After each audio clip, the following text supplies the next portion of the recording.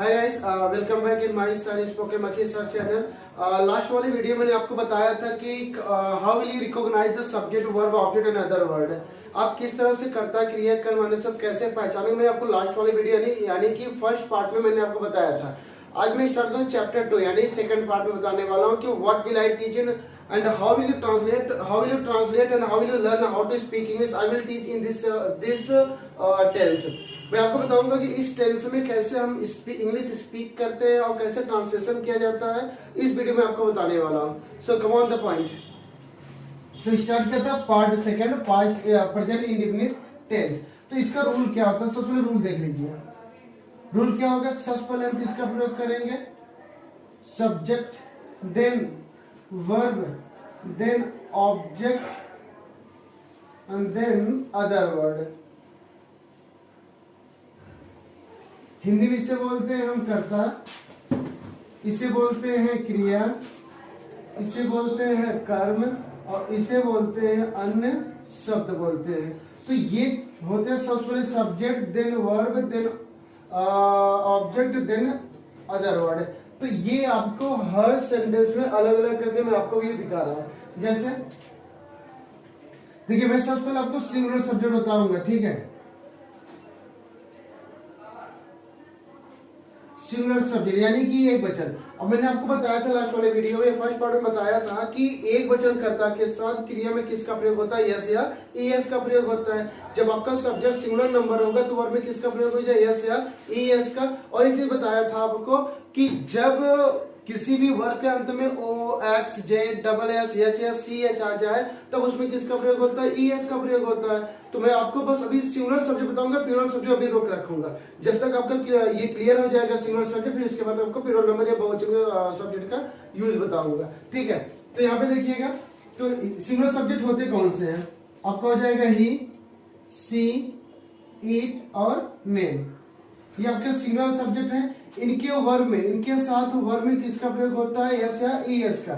O X Z double S S S H and C H. अगर आ जाए तो हम किसका प्रयोग करेंगे, इसके साथ ईएस का प्रयोग हम करेंगे। जैसे वह मुझे अंग्रेजी पढ़ाता है, वह मुझे अंग्रेजी पढ़ाता है। तो नियम वही जो मैंने कल आपको बताया था, यानी फर्स्ट पार्ट में जो बताया था, फर्स्ट पार्ट में बताया था क्रिया कौन है कर्म कौन है, चलिए पहचानते हैं उसको हम लोग। तो सबसे पहले इसे क्रिया कहाँ रहती है, वर्ब कहाँ, वाक्य के अंत में। ये क्रिया हमें मिल गया। क्रिया से मैं पूछना क्या क्या लगा, पूछिए क्या पढ़ाता है, वह मुझे अंग्रेजी पढ़ाता है। क्या पढ़ाता है, अंग्रेजी। ये हमें क्या मिल गया, ऑब्जेक्ट मिल गया। फिर यहाँ पे किसे लगाए, देखिए किसे पढ़ाता है, हम मुझे भी क्या हो गया, ऑब्जेक्ट हो गया। मैंने बताया था कि ऑब्जेक्ट दो होते हैं, एक लिविंग होता है, एक नॉन लिविंग होता है, एक सजीव होता है, एक निर्जीव होता है। तो English is non living and मुझे is I mean me is living, मैं क्या हूँ, लिविंग हूँ। तो उसके बाद कौन पढ़ाता है, वह हमारा कर्ता हो गया यानी सब्जेक्ट हो गया। अब हमें करना क्या है, सबसे पहले सब्जेक्ट लिखना है, वह इंग्लिश क्या हो जाएगा, ही हो जाएगा। फिर उसके बाद में वर्ब लिखना है, वर्ब कहाँ है, यहाँ लिखा मैंने इसके नीचे। तो पढ़ाना क्या होता है, टीच होता है। अब इसमें देखने वाली बात यह है कि इसमें यस का प्रयोग करेंगे या ईएस का प्रयोग करेंगे, ये देखने वाली बात है। तो हमें देखना लास्ट में आया क्या है, सी एच। तो इसमें कहीं देखिए ओ आया है, लास्ट में नहीं आया, एक्स जेड ऐसे देखते हैं, मिल गया क्या हमें, सी एच मिल गया। तो हम किसका प्रयोग कर देंगे, ईएस का। तो इसमें कर देंगे टीचर्स, ही टीचर्स। अब किसे पढ़ाता है, उसके बाद ऑब्जेक्ट। अगर दो ऑब्जेक्ट हो, एक लिविंग एक नॉन लिविंग हो, तो सबसे पहले लिखा जाता है हमारा लिविंग, उसके बाद लिखा जाता है नॉन लिविंग, यानी सबसे पहले सजीव उसके बाद निर्जीव। तो ही टीचर्स मी अंग्रेजी यानी कि इंग्लिश,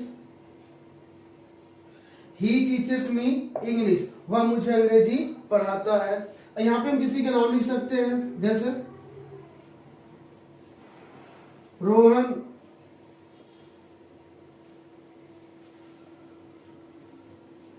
मैदान में क्रिकेट खेलता है।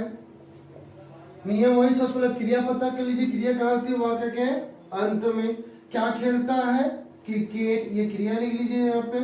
क्या खेलता है क्रिकेट, ये कर्म मिल गया। कहाँ खेलता है, मैदान में, ये आपको अदर वर्ड यानी अन्य शब्द मिल गया। और कौन खेलता है, रोहन, ये हमारा कौन मिल गया, सब्जेक्ट यानी कर्ता मिल गया। ठीक है, तो इसे ऑब्जेक्ट बोलते हैं, इसे हमें क्या बोलते हैं, वर्ब बोलते हैं। मैंने आपको बताया ऊपर। तो यहाँ पे देखिए सबसे पहले हमें लिखना क्या, सब्जेक्ट। सब्जेक्ट में ऊपर कौन है यहाँ पे, रोहन, तो सबसे पहले लिख लेंगे यहाँ पे रोहन। फिर लिखना हमें क्रिया। क्रिया हमारा इसमें क्या है, खेलता। खेलना क्या होता है, प्ले होता है। लास्ट में आया है वाई, तो वाई आया, इसमें कहीं वाई है क्या, नहीं है, कोई बात नहीं। तो हमें सिर्फ किसका प्रयोग करना है, एस का। अगर इसमें का मिल जाए तो हम एस का प्रयोग, इसमें से न मिले तो एस का प्रयोग। मिल गया तो एस का प्रयोग, नहीं मिला तो एस। हमें इसमें सी एच मिला था, मैंने सी एच मिला था, इसमें मैंने एस लगा दिया। इसमें वाई नहीं मिला, मैंने इसमें किसका प्रयोग कर दिया, एस का प्रयोग कर दिया। तो सब्जेक्ट हो गया, वर्ब हो गया। अब देखते हैं ऑब्जेक्ट। ऑब्जेक्ट क्या है, इसमें क्या खेलता है, क्रिकेट। क्रिकेट का हमारा लिख देंगे, क्रिकेट लिख देंगे। यहाँ द का प्रयोग मत करिएगा, क्योंकि किसी भी खेल के सामने, किसी भी भाषा के सामने और किसी भी लैंग्वेज के सामने द का प्रयोग नहीं होता है। तो यहाँ याद रखिएगा, किसी भी लैंग्वेज सामने, किसी भी गेम के सामने हम द का प्रयोग नहीं करते। We can not use the before the any games and language. Okay, तो आगे चलते हैं। Rohan plays cricket. Rohan cricket खेलता है। कहाँ खेलता है, मैदान में। लिखेंगे in the ground, in the ground. तो यहाँ पे देखिए मैंने द लगा दिए, क्योंकि देखिए ग्राउंड जो होता है ये आपका कॉमन नाउन होता है, और कॉमन नाउन के पहले द का प्रयोग किया जाता है। ठीक है, तो आपने देखा यहाँ पे किस तरह ट्रांसलेशन होता है।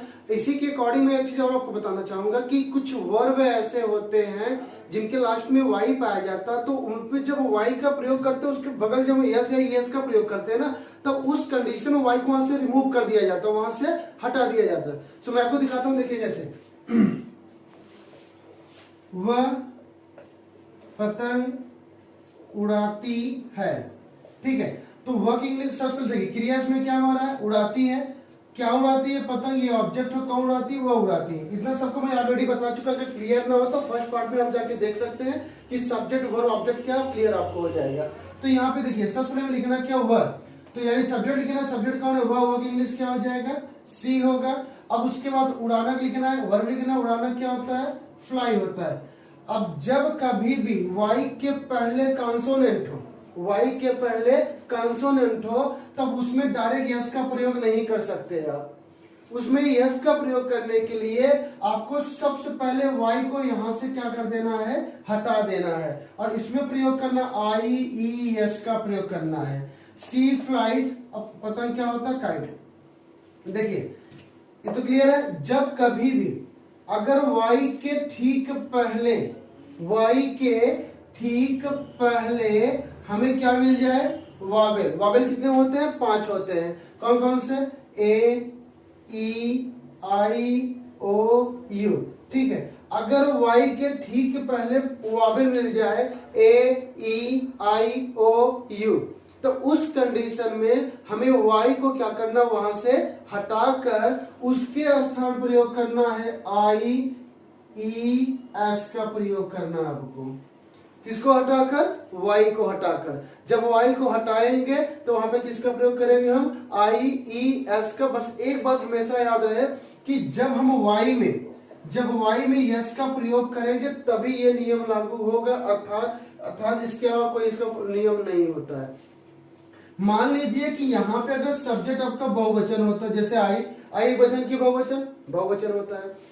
बहुवचन है, उड़ाना क्या होता है, फ्लाई होता है। अभी एक चीज बताइए, आई बहुवचन है तो इसमें इसका प्रयोग होगा क्या, नो चांस, कोई मौका ही नहीं देगा, कोई मतलब यहाँ पे कोई चांस ही नहीं कि आप यहाँ पे यस का प्रयोग करिए, क्योंकि मैंने लिखवाया उसमें कि बहुवचन कर्ता के साथ वर्ब में यस या यस का प्रयोग नहीं होता है। So you can not use here S और S with plural subject in verb.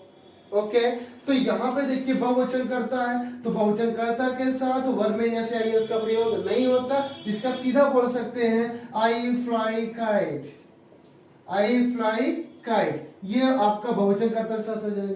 लेकिन इसी स्थान में अगर सब्जेक्ट बदला, सब्जेक्ट मतलब कि अगर वो बहुवचन से सीधा एक वचन में आया, सिंगुलर सब्जेक्ट में आया, तब उस कंडीशन में वाई को हटाकर, जैसे मैंने यहाँ फ्लाई लिखा था, तो आप देख सकते हैं कि जैसे एफ एल वाई, वाई के पहले क्या आया है, एल आया है। अब इसमें सर्च करिए एल कहीं है क्या, इसमें ए ई आई ओ यू, एल मिला नहीं मिला, सब्जेक्ट आपका एक वचन, तब इस कंडीशन में वाई को हटाइए और प्रयोग कर दीजिए आई ई एस। देखिए दूसरा एग्जाम्पल, जिससे वह कहता है, वह कहता है, तो वह इंग्लिश क्या हो जाएगा, ही। कहना क्या होता है, से होता है। अब ही सिंगुलर नंबर है, प्लूरल नंबर, सिंगुलर नंबर है। अब सिंगुलर नंबर इसमें यस का प्रयोग करना पड़ेगा, कर दीजिए। अब यहाँ पे वाई क्यों नहीं हटाया गया? आपके मन में क्वेश्चन आ रहा हो कि सर जी यहाँ से वाई तो हटा दिए आप, लेकिन यहाँ से वाई क्यों नहीं हटाया आप? ये पता होना चाहिए। तो इसका मतलब ये है कि जब वाई के पहले वावेल आ जाएगा, तब वाई को हम ज्यों का त्यों रखेंगे, यानी इसमें कोई चेंजेस नहीं होगा, क्योंकि वाई के पहले वावेल ए आया है। ए ई आई ओ यू, पांचों में से कोई भी आ जाए, जैसे 5 पांडव थे, ये 5 पांडव ही समझ लीजिए आप, ठीक है। तो ये 5 पांडव अगर वाई के पहले आ गए, तो इन पांडव के बगल खड़े हैं, तो वाई को हटा सकता है? बिल्कुल नहीं हटा सकता, क्योंकि अगर जिनके बगल पांडव थे, कौरव कैसे नहीं आ रहे थे, 5 पांडव मिलकर ही आ रहे थे, तो वाई के पहले वही है। तो वाई पहले 5 पांडव अगर आ गए, कोई भी खड़ा हो गया, तो वाई कोई हटा नहीं सकता है, ठीक है। तो वही हाल यहाँ पे हुआ कि वाई पहले ए से अर्जुन समझ लीजिए, यहाँ वावेल आ गए, तो वाई हटा सकते नहीं, सिर्फ किसका प्रयोग कर देंगे, यस का। लेकिन यही आप अप्लाई क्या, आप ट्राई देख लीजिए, वाई पहले क्या आया है, आर आया है। वाई पहले क्या आया है, आर आया है। तो वाई पहले जब आर आ गया, तो ये वावेल एक कंसोनेंट है, हम इसमें पांडव ढूंढ लेते हैं, ए ई आई ओ यू, कोई मिला नहीं मिला, तब इस कंडीशन में वाई को हम क्या कर देंगे, यहाँ से हटाकर किसका प्रयोग कर देंगे, आई ई एस का प्रयोग कर देंगे। बस एक चीज में हमेशा याद रखिएगा कि इसमें हमेशा क्या, जब सिंगुलर सब्जेक्ट होगा तभी ये नियम फॉलो करेगा, अदरवाइज ऐसा कुछ फॉलो होने का दूसरा चांस नहीं है। जो मैं आपको इसमें वर्ब बता रहा हूँ ना, ये दोनों वर्ब ही है, ये तीनों आपके ये वर्ब ही है, लेकिन ये सेम नियम आपका नाउन में भी होता है। नाउन मतलब जैसे अगर हमने यहाँ पे लिखा CITY, सिटी, सिटी मीन्स क्या होता है, शहर होता है। अब वाई के पहले क्या आया, टी आया, नाउन हमारा, ये सिटी हमारा नाउन है, ना कि ये वर्ब है, ठीक है। एग्जाम्पल तो आपको समझा दे रहा हूँ। तो वाई के पहले क्या आया है, टी आया है, तो वाई पहले टी आया, तो ये हमारा कॉन्सोनेंट है। तो यहाँ से जब इसमें यस का प्रयोग करेंगे, बहुवचन इसका बताएंगे, तो इसमें वाई हटा किसका प्रयोग कर देंगे, IES का प्रयोग कर देंगे। फ्लाई मतलब मक्खी भी होती है, इसमें मैंने फ्लाई में उड़ाना भी होता है, मैंने बताया फ्लाई में उड़ाना, फ्लाई में तो मक्खी भी। सेम प्रोसेस, वाई पहले एल आया है, तो एल को हमें, एल हमारा कॉन्सोनेंट है, अगर वाई के पहले कॉन्सोनेंट हो, उसमें यस लगा रहे हो, तो वाई को वहां से रिमूव करके उसमें किसका प्रयोग कर देंगे, IES का प्रयोग कर देंगे। तो आपका इतना क्लियर होगा, ठीक है। तो अब मैं आपको थोड़ा सा इसे जो प्रेजेंट इंडेफिनिट टेंस का अफर्मेटिव का सेंटेंस जो है, उसका जो सिंगुलर सब्जेक्ट है, इसमें कुछ आपसे प्रैक्टिस करवाना चाहूंगा।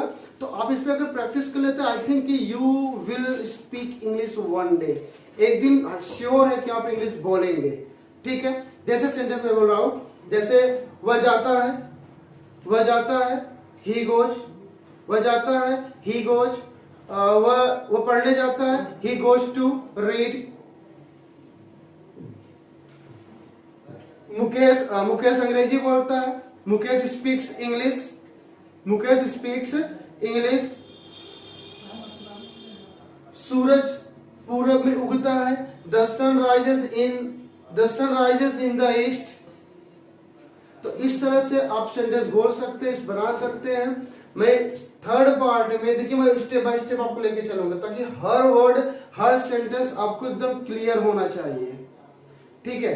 तो मैं एक बताना चाहूंगा कि इस हर पार्ट को आप step by step her part को देखिएगा, तो आपको टेंस की कभी प्रॉब्लम होगी नहीं।